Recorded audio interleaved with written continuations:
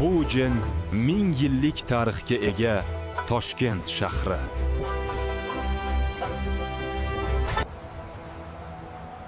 Bu yerda 1000 yillar avval savdogarlar karvonlar bilan o'tgan. Toshkent har davrda ilm va ma'rifat markazi bo'lgan. U o'tmishda ko'p sinovlarni boshdan kechirgan va yuksalgan. Qadimda Toshkent shahrining atrofi baland devor bilan o'ralgan bo'lib, u 12 ta darvozaga ega edi. Amir Temur davrida Toshkent go'zallik timsoliga aylangan. Qo'qon xonligi davrida Toshkent siyosiy markaz sifatida alohida o'rin tutgan.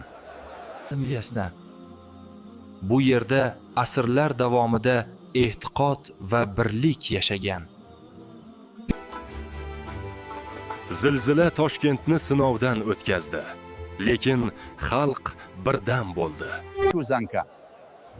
Toshkent doimo savdo va madaniyat markazi bo'lib kelgan.